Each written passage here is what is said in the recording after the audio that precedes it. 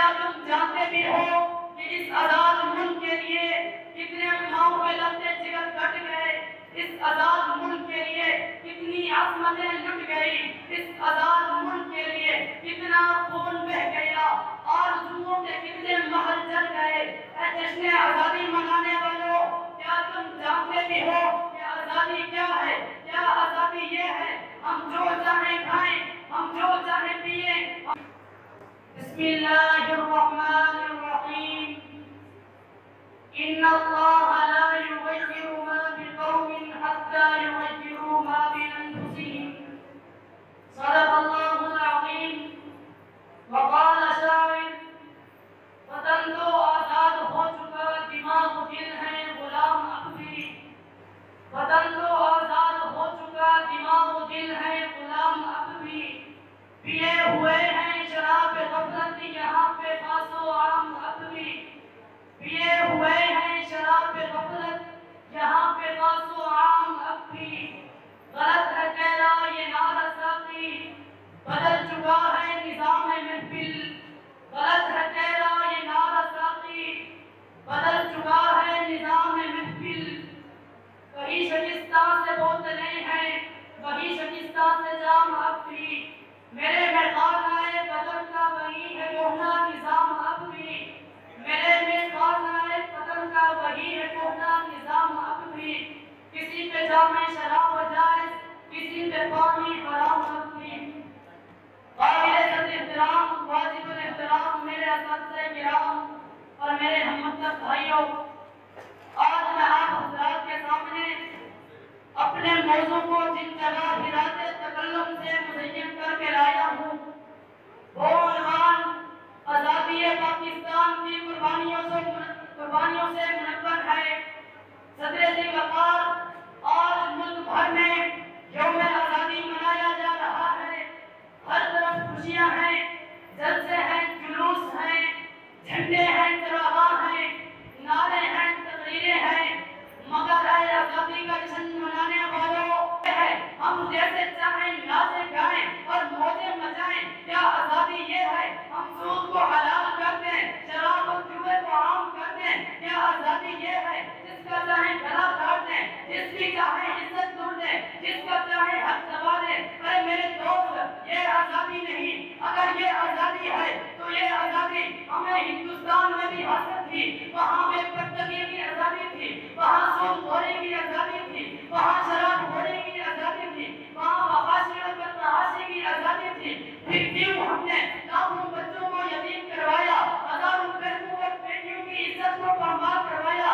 اللہ کے بندو، ہم نے تو آزادی اس لیے حاصل کی تھی تاکہ انسانوں کی غلامی سے آزاد ہو جائے اور اللہ کی غلامی کا دور اپنے گھروں میں ڈال لیں۔ صدر ذی وقار، آزادی کسے کہتے ہیں؟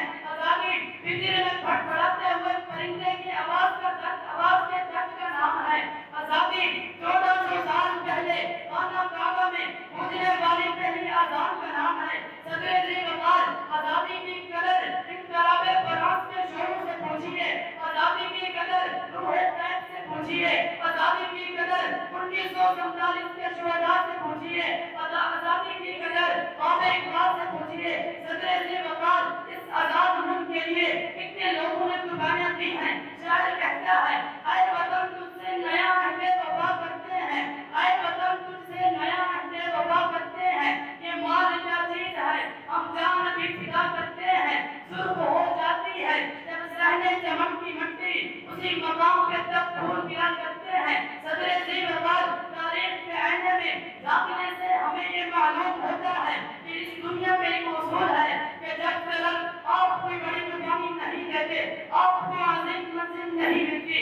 ہر دور میں مختلف لوگوں نے اپنے عظیم مقصد کو حاصل کرنے کے لیے اپنے جان و مال کی قربانی دی، تب ان کا مقصد پایۂ تکمیل کو پہنچا۔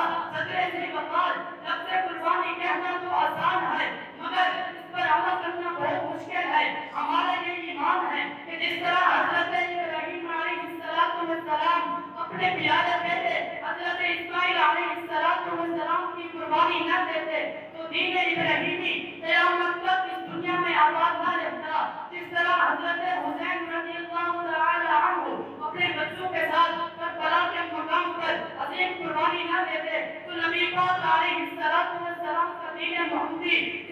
چیزوں میں پرواہ نہ چلتا۔ بالکل اسی طرح لاکھوں مسلمان مرد اور عورتیں 1947 میں اپنے جان و مال کی پرواہ کیے بغیر عظیم قربانی نہ دیتے تو شاید اس مادر ملت کا وجود بس ایک خواب بن کر رہ جاتا۔ صدر وقار اس آزاد ملک کے لیے کتنے لوگوں نے قربانیاں دی ہیں۔ 11 ستمبر 1948 کا منظر ہے، طیبہ کے ایئرپورٹ سے ایک جہاز اڑان بھرتا ہے اور فضاؤں کا سینہ چیرتا ہوا کراچی میں آ اترتا ہے۔ ایک الہی انتظار مریض کو ایمبولینس میں ڈالا جاتا ہے، ایمبولینس روانہ ہوتی ہے مگر رستے میں خراب ہو جاتی ہے۔ پر وقت طبی امداد میسر نہ ہونے کی وجہ سے پوری قوم کی نفسیں ابھارنے والی کی اپنی نفسیں ڈوب جاتی ہے۔ منظر بدلتا ہے 16 اکتوبر 1991 کا دن ہے۔ کمپنی باغ راوت پنڈی میں جلسہ عام ہے، 40-50 ہزار کا مجمع ہے۔ ایک طرف منچ سے قائم ملت کی خوشنما آواز بلند ہوتی ہے اور دوسری طرف افغانی باشندے اکبر کے پستول سے 2 گولیاں نکلتی ہیں اور قائد ملت کی اٹھنے والی آواز کو ہمیشہ کے لیے خاموش کرا دیتی ہے۔ منظر بدلتا ہے، ایک بیوہ اپنے اکلوتے بیٹے کو سکول بھیجتی ہے، سکول پر دہشت گردی کا حملہ ہوتا ہے اور بیوہ کے نصیب کی آخری بتی بھی گل ہو جاتی ہے۔ منظر بدلتا ہے، قوم کی معصوم بیٹی کسی بھیڑیے کی درندگی کا شکار ہو جاتی ہے۔ منظر بدلتا ہے، لاہور کے ہنستے کھیلتے بازار میں وقت نمازہ قیامت صغریٰ بقا کر دیتا ہے۔ منظر بدلتا ہے، کہیں جیل کی سلاخوں کے پیچھے بے گناہ ایڑیاں لگا کر مر جاتے ہیں۔ منظر بدلتا ہے، مری کا طوفانی طوفان سیاحوں کا قبرستان بن جاتا ہے۔ صدر وقار فلسطین میں بربریت کے پہاڑ توڑے جاتے ہیں مگر امن کے سفیر امن میں ہے۔ برما میں مسلمانوں کے قتل کا بازار گرم ہوتا ہے مگر حقوق انسانی کے علم بردار سے رہتے ہیں۔ عراق میں ناموس رسالت پر رقیق حملے کی جسارت کی جاتی ہے۔